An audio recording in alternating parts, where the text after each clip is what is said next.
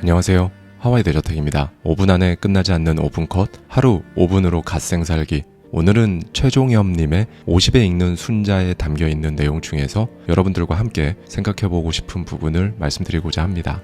예전에도 저희 구독자님들께 말씀드린 적이 있었는데요. 저는 사실 고전을 굉장히 좋아합니다. 제가 많이 읽은 쪽은 서양 고전이긴 하지만 우리나라 고전을 포함한 동양 고전이 아무래도 문화나 정서상 조금 더 직관적으로 느껴질 때가 있는 것 같아요. 오늘은 특별히 저자의 생각을 먼저 듣고 이야기를 시작해 보도록 하겠습니다. 먹고 사는 방법이 하나인 줄 알았습니다. 그러니 학교에서는 성적에 눌려, 직장에서는 학벌에 눌려, 퇴직 후에는 돈에 눌려 발버둥 쳐야만 했습니다. 그러니 선생님의 말씀이나 상사의 지시에 어긋나는 말을 하거나 행동을 하는 것이 어려웠습니다.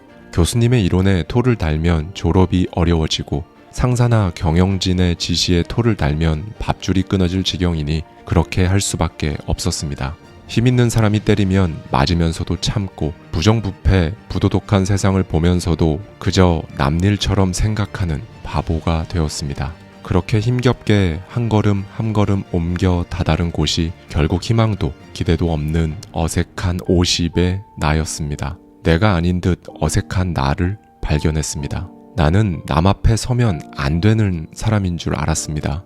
사람들의 박수를 받으면 안 되는 사람인 줄 알았습니다. 스스로 목표를 세우고 스스로 변화해서는 안 되는 사람인 줄 알았습니다. 입으로는 변화를 말하면서도 몸으로는 변화를 거부하면서 살았습니다. 그냥저냥 먹고 살만하고 지낼만 했기에 그랬습니다. 발전이 없는 줄 알면서도 유지는 퇴보임을 알면서도 몸은 어제처럼 살고 싶어 했습니다. 그렇게 50년을 희미하고 재미없는 회색지대의 인생을 살았습니다. 지금까지의 삶이 다른 사람을 읽는 삶이었다면 이제부터는 나를 읽는 삶을 살면 좋겠습니다. 50은 용기를 내기에 늦지 않은 나이입니다. 60, 70, 80의 새로운 용기를 가지는 사람도 적지 않습니다.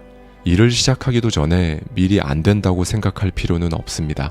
부딪히기도 전에 먼저 넘어질 생각부터 하는 것은 핑계일 수 있습니다. 변화가 용기입니다.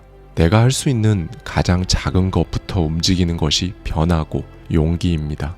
네, 여러분. 50이라는 나이에 다다른 저자의 자기 회고적 말임에도 불구하고 40대인 저, 그리고 20대나 30대, 어쩌면 60대이실 수 있는 구독자님들께서도 정말 큰 공감과 울림을 주는 말이죠. 그리고 당연히 50대이신 구독자님들께는 더더욱 공감이 되셨을 겁니다. 그리고 저는 저자의 이 말이 특히 와닿았는데요. 50이면 용기를 내기에 늦지 않은 나이다 라는 부분입니다. 이걸 딱 반대로 생각해보면 저와 여러분에게 엄청난 힌트가 되는 거예요. 50, 심지어 60, 70, 80대에도 용기를 가지는 사람이 적지 않다. 이 말은 20대, 30대, 40대인 저와 여러분에게는 용기를 내고 변화하기에 진짜 너무 좋은 시기라는 거니까요. 이제 책 속 인사이트들을 한번 들여다보겠습니다.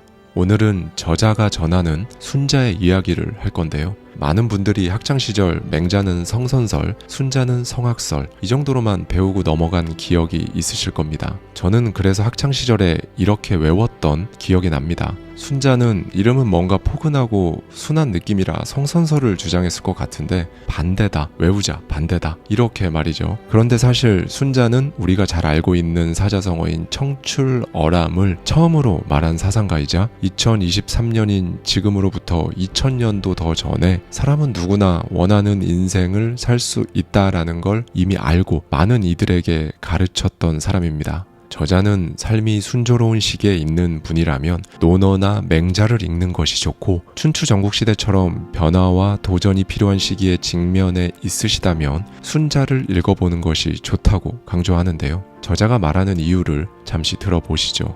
내가 믿는 세상이 다가 아님을 알아야 변화가 시작됩니다. 지금까지 이룬 것이 내 가치의 전부가 아님을 알아야 변화가 시작됩니다. 지금까지의 경험으로 만든 나의 가치도 소중하지만 그것이 최고가 아닐 수도 있습니다. 더 멋지고 더 가치 있는 삶으로 이동할 수 있는데도 기존의 생각 때문에 움직일 수 없다면 순자를 읽을 시간인 겁니다. 2000년도 더 된 옛날 현인들의 이야기는 오늘도 반복되고 있기 때문입니다. 라고 말이죠. 제가 오늘 여러분들께 말씀드리고 싶은 오늘의 키워드를 딱 한 문장으로 정리하면 이렇습니다. 그것은 아무것도 아니다. 제가 예전 영상에서 말씀드렸던 별거 아니다 라고 생각하는 마인드셋과 결을 같이 한다고 볼 수 있는데요. 특히 저에게 별거 아니다, 그것은 아무것도 아니다 라고 생각하는 마인드는 정말 살면서 엄청나게 많은 별것처럼 보이고 대단해 보이던 많은 것들을 실제로 해낼 수 있게 해준 치트키 같은 무기였습니다. 그런데 신기하게도 2000년도 더 전에 살았던 순자 역시 이 부분을 강조하는데요. 사람들이 하고 싶은 일을 못하는 이유는 무엇일까요? 그것은 아무것도 아닙니다. 단지 망설이고 있기 때문이죠. 편안하지만 무언가 채워지지 않는 현실을 빠져나가려면 불편을 감수해야 합니다. 그 불편과 불안 때문에 하고 싶은 일을 바로 시작하지 못하고 망설이고 있을 뿐입니다.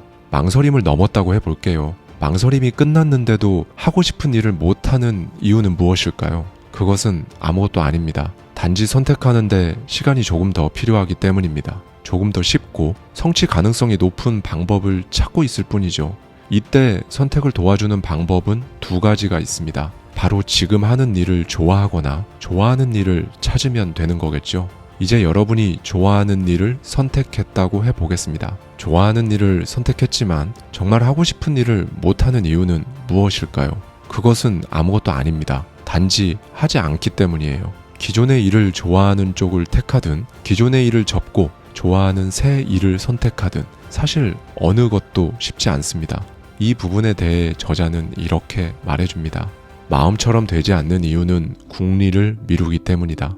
머뭇거리는 이유는 깊이 생각하는 일을 미루기 때문이다. 궁리하지 않고 바꾸지 않는다면 지겹고 지루했던 기존의 일이 좋아질 리가 없다. 좋아 보이는 새로운 일도 시작하기가 어렵다. 아무것도 하지 않고 단지 기다리기만 한다면 싫은 것이 좋아질 수는 없다. 좋은 직장, 나쁜 직장이 따로 있는 것이 아니다. 어떤 마음으로 일을 대하느냐가 더 중요하다. 가만히 있어도 높은 연봉을 주는 곳은 부모님이 운영하는 회사밖에 없다. 궁리하지 않고 해결되는 것은 없다. 생각하지 않고 가질 수 있는 것도 없다. 궁리하지 않고 생각하지 않아도 가질 수 있는 것은 이미 다른 사람들이 쓰다 남은 것뿐이다. 귀하고 아름답고 원하는 것을 얻으려면 궁리해야 한다 라고 말이죠. 저는 이 부분에서 두 가지를 생각해 봤습니다. 첫째는 좋은 직장, 나쁜 직장이 따로 있는 것이 아니다. 어떤 마음으로 대하느냐가 더 중요하다라는 부분이었어요. 예전에 제가 영상에서 이런 말씀을 드린 적이 있습니다. 사실 이 세상에 좋지 않은 일은 없다. 좋지 않다고 혹은 좋다고 생각하는 자기 자신만 있을 뿐이다 라는 말씀을 드렸었는데요. 여기서 제가 말씀드리는 일은 직장이나 직업이 아니라 보통 왜 나한테는 안 좋은 일만 일어나는데? 라고 할 때의 일입니다. 다음으로 궁리라는 단어인데요. 사실 우리가 일상생활에서 빈번하게 사용하는 단어는 아니죠. 마음속으로 이리저리 따져 깊이 생각함. 이게 바로 궁리의 사전적 정의입니다. 그러니까 원하는 것을 얻으려면 궁리해야 한다는 것은 결국 여러분 스스로에 대해 그리고 스스로 지금 어떤 상태이고 뭘 원하는지에 대해 궁리, 깊이 생각해보는 그 프로세스가 반드시 필요하다는 거예요. 그렇게 궁리를 해보고 또 해보고 다시 하고 하는 과정을 통해 여러분께서 만약 할 수 있다라는 생각이 드셨을 수 있습니다. 그리고 순자는 바로 그 지점, 그러니까 할 수 있다고 생각하는 것이 진정한 지혜다라고 말합니다. 저자는 할 수 있다고 생각하는 사람 중에서 해내는 사람이 나온다. 할 수 없다고 생각하는 사람 중에 해내는 사람은 단 한 명도 없다. 이것이 바로 지혜다라고 강조하는데요. 여기에서 저는 한 가지 더 저의 생각을 보태고 싶습니다. 실제 현실에서는 굉장히 아이러니하게도 할 수 없다고 혹은 이건 좀 어려울 것 같은데 이러다 망하는 거 아니야? 라고 생각하는 사람 중에서 해내는 사람도 있어요. 사실 이게 팩트입니다. 제가 말씀드리고 싶은 포인트는 이건데요. 다만 그렇게 생각하고 해내는 것은 사실 그걸 이루기까지의 그 과정이 할 수 있다고 생각하며 해낸 사람에 비해 수십, 수백 배 더 엄청나게 힘들고 고통스러우실 겁니다. 그런데 생각해보면 꽤 아이러니하죠. 왜냐하면 할 수 있다고 생각하는 것과 그건 어렵다고 생각하는 것은 그냥 여러분이 스스로 선택하시는 겁니다. 누가 골라주거나 운명이 둘 중에 하나로 선택하라고 정해주는 것도 아니니까요. 그래서 저자도 결국 행복과 즐거움의 열쇠는 선택이다 라고 강조하는 건지도 모르겠습니다. 이 부분에 대해 저자 역시 어쩌다 선택은 어쩌다 인생을 만든다. 특별한 선택은 특별한 인생을 만든다 라고 강조합니다. 레미제라블로 잘 알려진 프랑스의 대문호 빅토르 위고도 이런 말을 했었죠. 약한 자에게 미래는 불가능이다. 겁쟁이에게 미래는 미지의 세계이다. 용기 있는 자에게 미래는 기회이다. 그리고 이 모든 과정을 하나씩 해 나아갈 때 역시나 절대 빠지지 않는 단 하나, 가장 중요한 것을 순자도 언급하는데요. 바로 감사에 대한 것입니다. 무엇보다 이 부분에 대한 저자의 회고가 저에게는 큰 울림이 있었어요. 한번 들어보실까요? 신혼 시절 단칸방에 살아도 행복했던 이유는 아내는 너그럽게 남편의 단점을 받아들이고 남편은 사랑으로 아내의 부족을 이해했기 때문이다.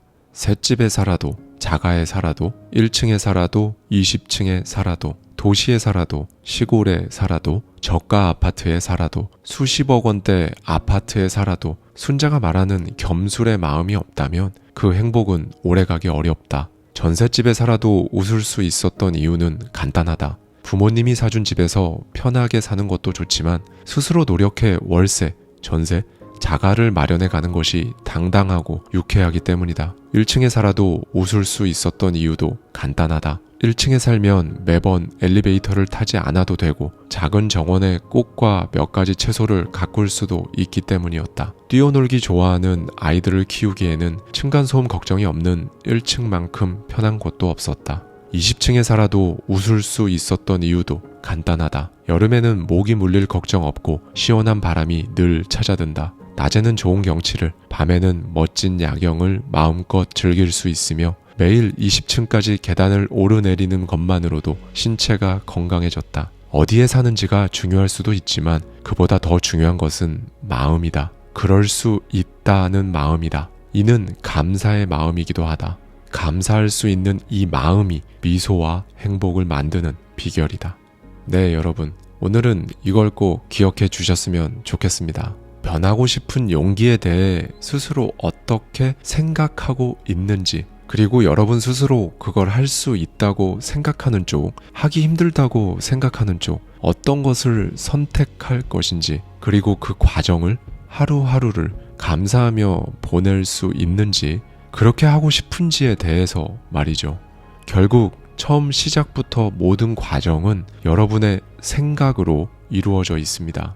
50대는 말합니다. 새로운 도전. 30대는 빠르고 40대는 적당하고 50대는 너무 늦다. 60대는 말합니다. 새로운 도전. 40대는 빠르고 50대는 적당하고 60대는 너무 늦다. 40대도 이렇게 말합니다. 새로운 도전. 20대는 빠르고 30대는 적당하고 40대는 너무 늦다. 그런데 30대도 이미 늦었다고들 하죠.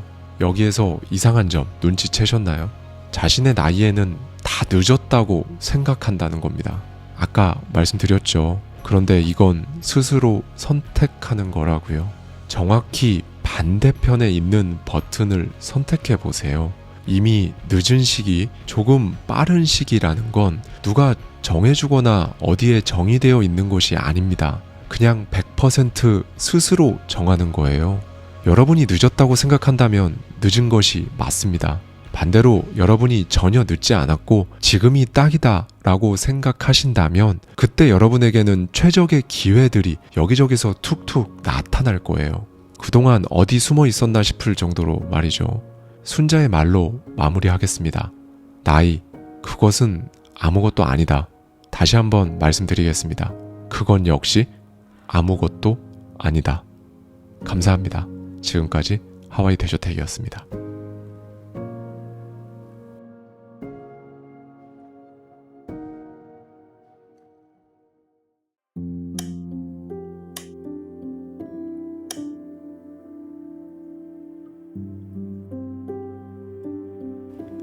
안녕하세요. 하와이 대저택입니다. 5분 안에 끝나지 않는 5분 컷 하루 5분으로 갓생살기. 오늘은 존 스트렐레키의 세상 끝의 카페에 담겨있는 내용 중에서 여러분들과 함께 생각해보고 싶은 부분을 말씀드리고자 합니다. 33살까지 번아웃이 오도록 직장에서 일하며 열심히 살아가고 있지만 자신의 인생이 이게 다는 아닐 것 같다는 생각에 일주일간의 휴가를 낸 사람이 있었어요. 바로 저자의 이야기인데요. 저자는 하루 10시간에서 12시간을 네모난 사각형 안에서 일하는 게 인생의 전부는 아닐 거라고 생각했습니다. 그래서 일과 관련된 모든 걸 일단 다 털어버리고자 일주일간 혼자 휴가를 떠납니다. 그런데 고속도로 앞쪽에서 대형 트럭이 전복되는 바람에 고속도로에 강제로 갇혀버렸죠. 이때 저자의 머릿속에는 이런 생각으로 가득 차 있었습니다. 사실 애초에 휴가를 내려고 한 이유가 지금 같은 분노와 좌절감에서 벗어나고자 했던 것이다. 해도 끝이 없는 직장일과 밀려드는 고지서, 그리고 성공에 대한 강박관념으로 나는 지칠 대로 지친 상태였다. 나는 소진된 인생의 배터리를 여행으로 충전하고 싶었다. 하지만 여행길 초입부터 상황은 내가 원하는 것의 정반대 방향으로 흘러가고 있었다. 정말 이해가 안 가는군. 이라고 말이죠. 저자는 기다리다 지친 나머지 전혀 모르는 길이지만 일단 옆길로 빠져버립니다. 그리고 또 하필 이때 스마트폰이 고장나서 내비게이션도 먹통이 되는 바람에 모르는 길을 몇 시간 동안 계속 헤매게 되고요. 그러다가 설상가상으로 차에 기름이 바닥나기 바로 직전에 정말 완전히 외딴 곳에 있는 이상한 카페를 발견하고 거기로 들어갑니다. 그리고 그 이상한 카페에서 강제로 이런 질문을 마주합니다. 당신은 왜 거기 있습니까? 그러니까 나는 왜 여기 있는가 라는 질문을 받게 된 거죠. 사실 당신은 왜 거기 있는가 라는 질문은 별것 아닌 것 같지만 가볍게 흘리고 지나갈 부분이 아니에요. 저자도 똑같이 이런 조언을 듣습니다. 이 질문을 그냥 영혼 없이 한 번 보는 것으로 끝내면 곤란해요. 그 질문 너머에 무엇이 있는지를 보셔야 합니다. 그리고 스스로에게 그 질문을 던져보면 세상이 변하는 걸 느낄 수 있을 거예요 라고 말이죠. 저도 이쯤에서 저와 여러분 모두에게 이 질문을 한번 드리고 싶습니다. 진짜 잘 살아오셨나요? 많은 사람이 잘 살아가죠. 그런데 어떤 사람들은 그냥 잘 사는 것 이상의 무엇을 찾곤 합니다. 뭔가 조금 더 의미 있는 것을 막 찾아요. 33살까지 살아온 저자의 인생도 정말 나름 괜찮았습니다.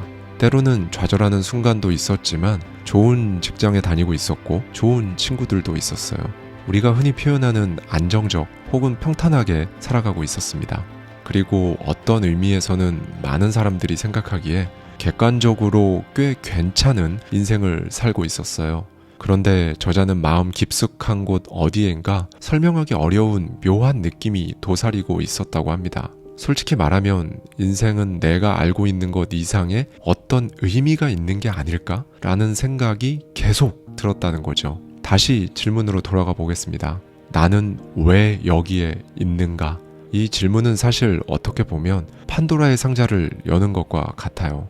마음속에 일단 이 질문이 떠오르면 그 답을 찾을 때까지 찾기 위해 계속 노력할 수밖에 없게 되거든요. 물론 당연히 이 질문을 그냥 한 번 정도 생각해 보다가 그냥 잊어버리는 사람도 있습니다. 그런데 스스로에게 이 질문을 해본 적이 있고 또 어느 정도 그 답을 찾고자 했던 사람이라면 이 질문을 무시하고 그냥 넘겨버리기가 어려워지는 거죠. 이 질문에 대한 답을 찾으면 그 다음엔 어떻게 되는 걸까요? 케이시라는 여성이 저자에게 이렇게 대답합니다. 답을 찾으면 정말 좋은 소식을 듣게 되죠. 좋은 일이 기다리고 있을 거예요. 깨달으면 깨달은 대로 살고 싶어지거든요. 존재의 이유를 깨달으면 깨달은 대로 살지 않고 그냥 살아가는 게 더 힘들어지니까요. 라고 말이죠. 그러니까 답을 찾는 사람들은 답을 찾게 되면 무엇보다 자기가 원하는 대로 한다는 겁니다. 일단 답을 찾으면 그건 자기 것이거든요. 자기 것을 찾았으니까 그것으로 무엇을 하든 그건 자기 마음인 거죠. 물론 이 질문을 던지지 않고도 충분히 잘 살 수 있습니다. 그냥 살아왔던 대로 사는 거죠. 그쪽을 선택하는 사람도 많습니다. 저의 체감상으로는 어쩌면 훨씬 많아요. 그런데 사실 어떤 선택을 하느냐는 100% 각자에게 달려있는 거니까 어떤 것이 더 좋다거나 나쁘다고 말할 수는 없습니다. 이건 인생관 혹은 가치 판단의 영역이니까요. 그리고 무엇보다 이 질문에 대한 답은 다른 사람이 가르쳐 준다고 느낄 수 있는 것도 아닙니다. 느껴보라고 누가 강요한다고 해서 느낄 수 있는 것도 아니고요. 사람들이 이 질문과 같은 의문을 품게 되는 순간은 완전히 제각각입니다. 어떤 사람은 어린 시절에, 또 어떤 사람은 조금 더 커서 그런 의문을 품게 되죠. 물론 당연히 죽을 때까지 그런 생각을 특별히 하지 않고 살아가는 사람도 많습니다. 만약에 여러분의 존재 이유가 부자를 경험해 보는 거라면 어떻게 될까요? 저자 역시 처음에 이런 생각을 합니다. 일단 여러분의 존재 이유가 부자가 되는 것이라면 일단 부자에 대해 정의를 내리셔야 해요. 그리고 정의 내린 그걸 달성하기 위해 뭐든지 해야죠. 그게 부자들과 교류하는 것이라면 부자들과 교류해야 할 겁니다. 혹은 그게 부자가 될 때까지 돈을 벌기 위해 일하는 것이라면 그 일을 해야 하고요. 저자 역시 부자가 된다. 이거 참 괜찮다. 차도 몇 대 더 사고 집도 두세 채 정도 더 장만해야겠다 라고 생각했습니다. 그런데 케이스의 이 질문에 말문이 막혀버리죠. 다 좋아요. 그런데 그게 정말 당신이 여기 존재하는 이유인가요? 이 질문의 저자는 모르겠습니다 라고 대답을 한 거죠. 그러니까 그냥 돈, 이거는 의미가 없다는 겁니다. 나와 나의 가족의 무엇을 위해 돈을 벌겠다라는 건 의미와 가치가 있죠. 그런데 몰라, 그냥 일단 돈, 이게 의미 그 자체가 되어버리면 그걸 가졌을 때 애당초 진짜 의미나 가치가 사실 없었기 때문에 공허하고, 그러니까 결국 그 돈을 지키지 못하고 다시 예전으로 돌아가고 그러는 겁니다. 그런데 사실 이렇게 몰라, 그냥 일단 돈, 이게 의미라고 생각하고 행동에 나아가면 사실 그런 노력 자체가 지속되는 것 자체도 힘들고 정작 돈이 잘 모이지도 않은 경험 다들 한 번쯤은 있으실 거예요. 여러분이 세상에 존재하는 이유를 알게 되었다면 그걸 충족시키기 위해 10가지 일을 할 수도 있고 20가지 또는 수백 가지의 일을 하게 될 수도 있으실 겁니다. 아마 뭐든 하려고 하실 거예요. 저자의 말처럼 가장 행복한 사람은 바로 자신의 존재 목적을 찾아내고 그 목적을 이루는 데 도움이 되는 일을 하는 사람이기 때문이죠. 그런데 재미있는 건 덜 행복한 사람들도 많은 일을 한다는 겁니다. 다만 그 사람들은 자신의 존재 이유와 무관한 일들을 엄청나게 많이 하면서 살아가겠죠. 여기에서 저자가 꽤 흥미로운 예시를 들어주는데요. 만약 여러분의 존재 이유가 자동차를 어떻게 만드는지를 아는 것이다 라고 해볼게요. 그리고 여러분은 그 존재의 이유를 충족시키기로 결심을 했어요. 그러면 여러분은 이제 어떻게 행동하게 될까요? 그러면 일단 여러분은 자동차에 대한 책을 찾아보게 되실 겁니다. 그리고 공장의 견학을 가서 자동차 제조 과정을 직접 보거나 자동차 제조 전문가를 찾아가 조언을 구하기도 할 거고요. 어쩌면 자동차 공장에서 일을 하려고 하실 수도 있습니다. 그 외에도 여러분은 직접 몸으로 부딪히면서 그 고난한 과정을 하나하나 자진해서 스스로 겪어보려고 하실 거예요. 게다가 지금 우리가 살고 있는 2023년은 힘들게 이곳저곳 다니지 않아도 여러분이 마음만 먹으면 굉장히 많은 정보들을 접할 수 있죠. 존재의 목적을 달성할 수 있는 방법을 찾을 때 마주하는 가장 큰 장애물은 접근성의 한계가 아니라는 겁니다. 여러분 스스로가 그런 정보나 사람, 문화를 접하는 것 자체를 거부하는 게 가장 큰 문제인 거예요. 이 부분에 대해 저자는 너무 많은 사람들이 그냥 대부분의 사람들이 하는 대로 따라하며 살아가고 있다고 합니다. 그런데 지금까지 겪은 여러분의 경험에 비추어 보면 이 대부분의 사람들이 하는 대로 따라하는 것이 여러분이라는 사람의 존재 목적을 달성하는데 그다지 도움이 되지 않았다는 사실도 금방 깨닫게 되실 거예요.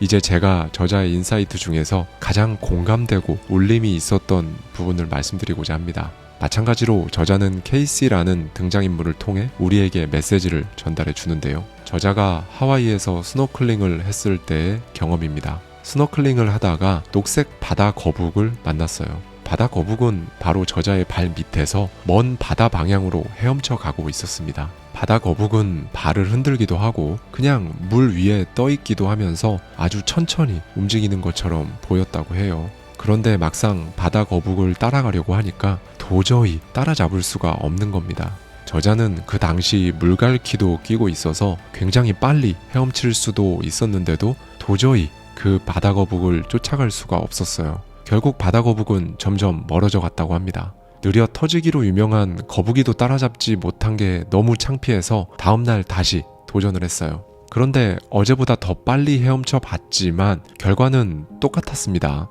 그래서 포기하고 물 위에 동동 뜬 채로 바다 거북을 유심히 지켜봤다고 해요. 그렇게 보니까 바다 거북은 물의 흐름에 맞춰 움직이고 있었습니다. 파도가 바다 거북 쪽으로 다가오면 거북이는 그냥 떠있기만 했어요. 그냥 그 자리에서 자세를 유지할 수 있을 정도로만 파닥거렸죠. 그러다가 파도가 자기가 가고자 하는 먼 바다 쪽으로 쓸려갈 때는 열심히 파닥거리는 겁니다. 자기가 나아가려는 방향으로 갈 때 파도의 힘을 적극적으로 활용하고 있었던 거예요. 그러니까 이 바다 거북은 파도를 거스르는 방향으로 헤엄치는 대신에 파도를 이용한 겁니다. 결국 저자가 아무리 해도 바다 거북을 따라잡을 수 없었던 건 바다 거북과는 달리 저자는 파도의 흐름과 상관없이 계속 파닥거렸기 때문이었어요.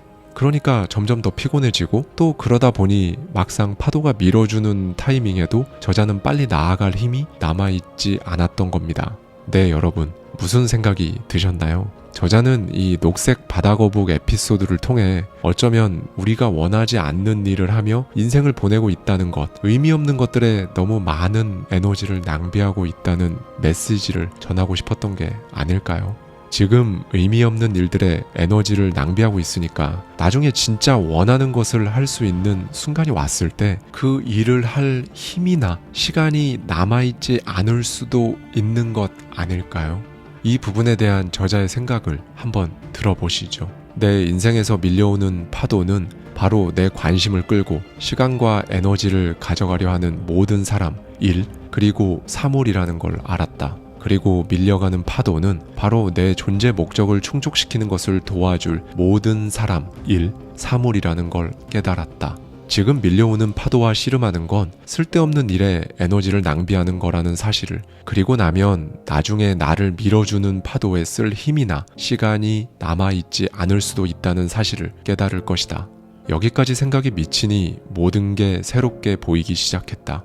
그때부터는 어떤 상황에 얼마나 에너지를 쏟아야 할지, 그리고 무엇을 위해 열심히 파닥거려야 할지 더 많이 생각하게 되었다고 말이죠. 오늘은 이걸 꼭 기억해 주셨으면 좋겠습니다. 예전 영상들을 통해 제가 인생의 비대위를 가동할 그 시점이 왔을 때, 그때는 정말 비대위를 제대로 돌려야 한다는 말씀을 여러 차례 드린 바 있었는데요. 결국 이건 인생의 우선순위, 오늘 저자가 말한 인생의 존재의 의미와 같은 선상에서 생각해 볼 수 있습니다.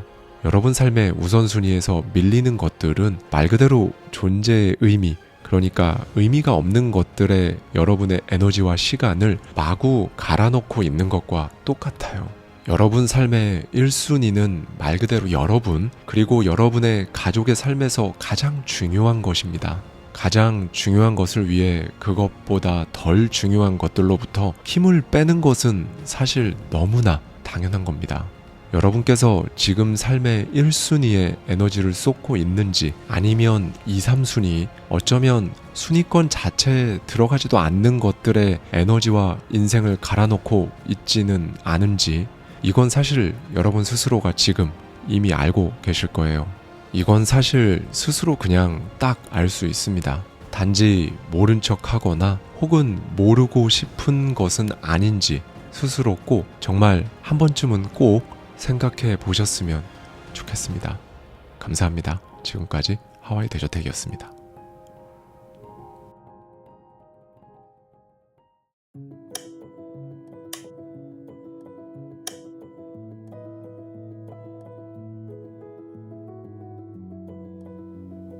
안녕하세요. 하와이 대저택입니다. 5분 안에 끝나지 않는 5분 컷, 하루 5분으로 갓생 살기. 오늘은 밥 프록터의 부의 확신에 담겨있는 내용 중에서 여러분들과 함께 생각해보고 싶은 부분을 말씀드리고자 합니다.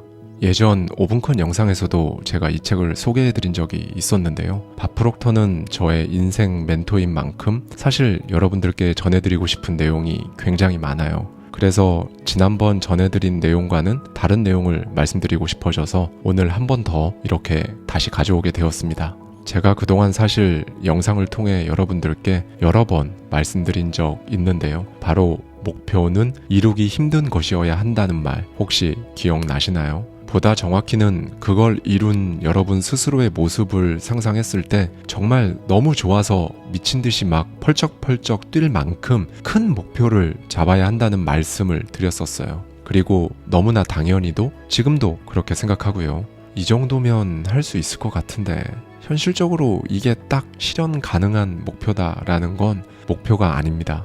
그건 그냥 앞으로 있을 스케줄이에요. 여러분이 목표를 제대로 잡으셨는지 확인하는 간단한 방법을 하나 말씀드리겠습니다. 사실 딱히 말할 필요는 없지만 스스로의 목표를 다른 사람에게 말했을 때 그 사람이 여러분이 민망할까봐 웃거나 특별히 내색은 안 하지만 딱 봐도 전혀 믿지 않는 게 티가 날 정도가 된다면 그건 제대로 된 목표 맞습니다. 이건 제가 그동안 여러 번 심지어 가족이나 친한 지인들조차 이런 반응을 저에게 보이는 걸 여러 번 봤거든요. 제가 어떤 목표를 말했을 때 그래 뭐 열심히 해봐 라고 하는데 시선은 저를 보고 있지 않아요. 그냥 당연히 말도 안 된다 라고 생각하는 게 느껴지죠. 그러면 저는 이제 속으로 이렇게 생각합니다. 내가 제대로 된 목표를 잡았다 라고 말이죠. 그리고 얼마의 시간이 흐른 뒤에 그걸 이루고 나서 그때 제가 목표를 말했을 때 무슨 생각이 들었었는지 물으면 그때 이제 솔직하게 이렇게 말해줘요. 사실 당연히 말도 안 된다고 생각했지. 그때 말한 목표의 10분의 1만 해내도 대단한 건데 라고 생각했다고 해요. 밥 프록터도 당연히 목표는 이루기 힘든 것이어야 한다고 강조하는데요.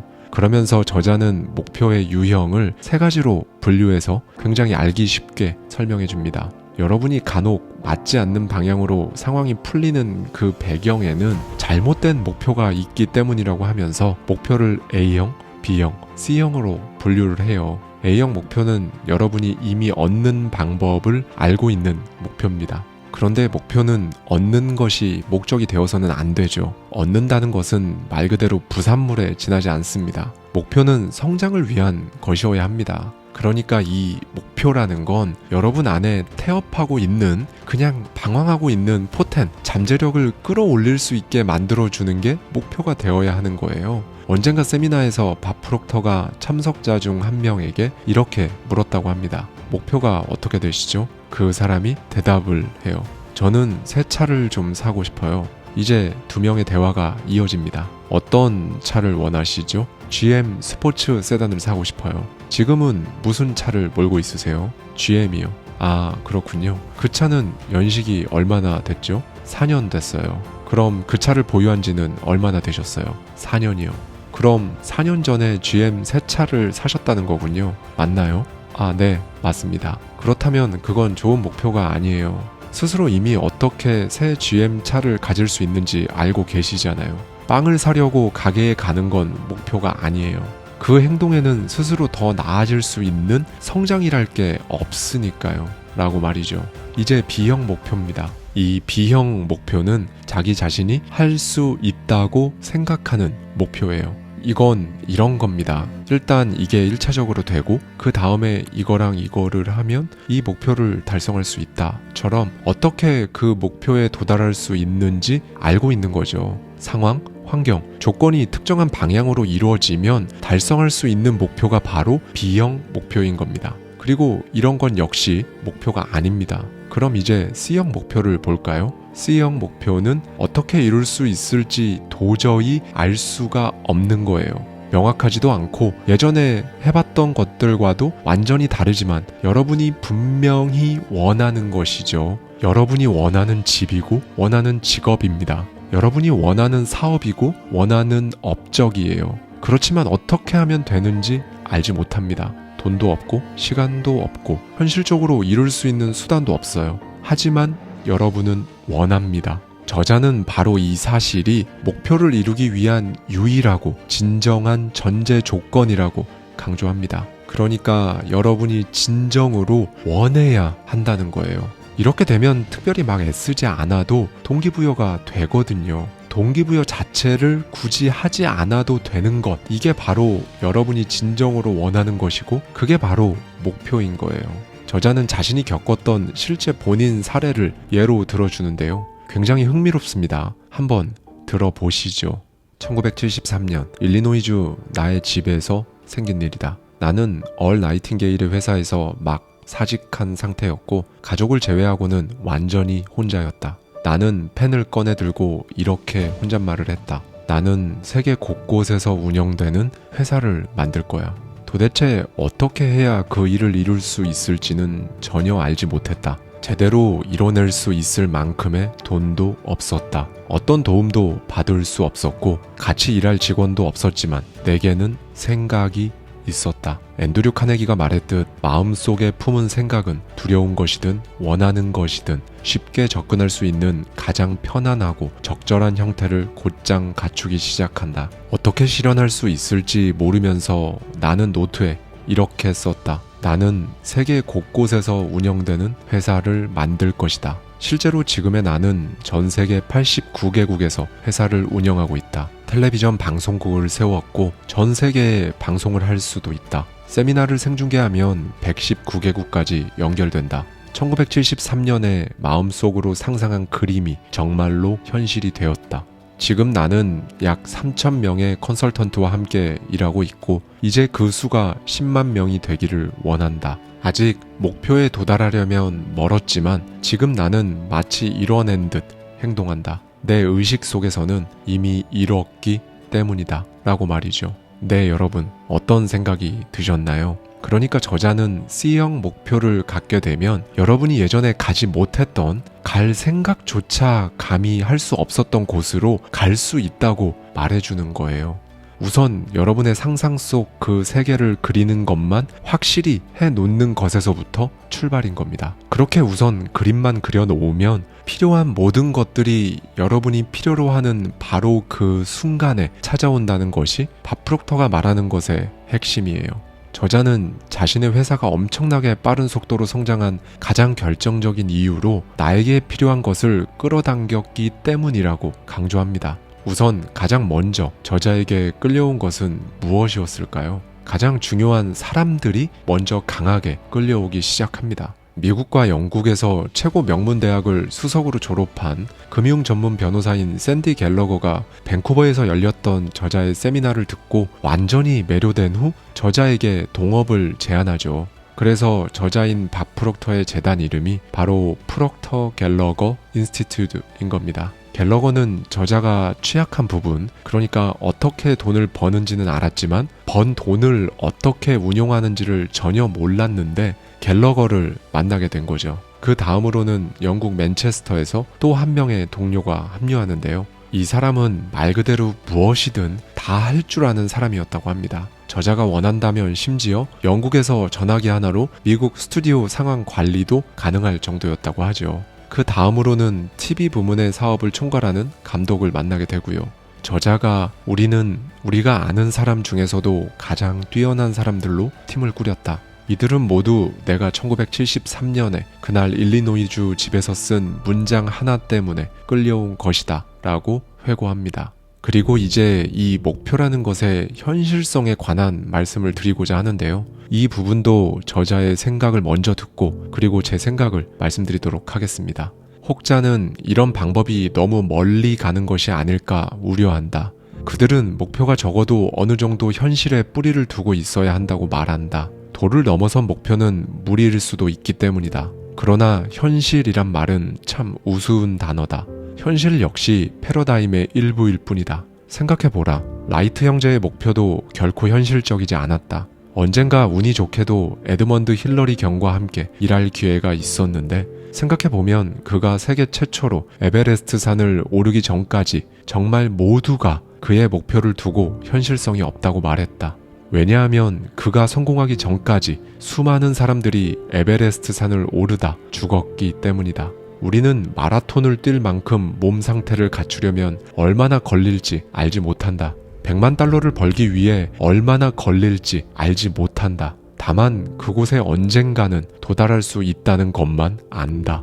또 사람마다 필요한 시간은 모두 다를 것이다. 새로운 패러다임은 하나의 생각이고 하나의 씨앗이 뿌리를 내리는 데는 바라의 시간이 필요하다. 인간의 아기에게는 약 280일이, 내가 사는 캐나다에서 재배하는 당근은 70일이 필요하다. 하지만 생각이 뿌리 내리기까지 얼마간의 기간이 필요한지 우리는 알지 못한다. 당장은 추측할 뿐 보통은 틀리게 추측한다. 지금까지 나는 이 기간을 정확하게 추측해서 마음속으로 시각화한 날짜에 맞춰 목표를 달성한 사람을 2명 정도 봤지만 이런 일은 흔치 않다. 그럼에도 우리가 할 수 있는 일에는 한계가 없다고 생각한다. 우리는 무한한 지성을 가지고 모든 일이 이루어지는 법칙에 따라 노력하기 때문이다. 모든 일은 법칙에 따라 이루어진다. 어떤 일이 잘못되거나 이루어지지 않았다면 이는 법칙을 따르지 않았기 때문이다. 이제 제 생각을 말씀드리겠습니다. 저자의 말처럼 이 씨앗이라는 걸 오늘은 꼭 기억해 주셨으면 좋겠어요. 마라톤을 뛰기 위해서는 체력이라는 씨앗이 있어야겠죠. 그리고 투자를 하고 사업을 하려면 우리가 흔히 말하는 시드머니가 필요하고요. 그 돈이 바로 여러분의 부를 위한 씨앗인 거니까요. 목표는 씨앗입니다. 여러분의 목표가 스스로 명확하다면 일단 그걸로 너무나 충분합니다. 그러니까 참나무라는 목표를 이루길 원한다면 도토리를, 소나무라는 목표를 원하신다면 백송 씨앗을 여러분의 손에 움켜쥐고 있으면 되는 거예요. 여러분 스스로 이 작은 손톱만한 씨앗이 어떻게 여러분 키보다 몇 배나 더 큰 나무로 자라게 된다는 건지 도대체 이해가 가지 않으실 수 있죠.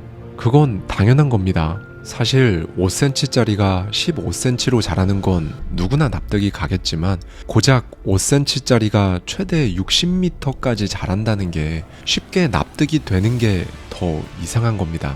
60m면 6000cm잖아요. 그러면 정확히 1200배니까요.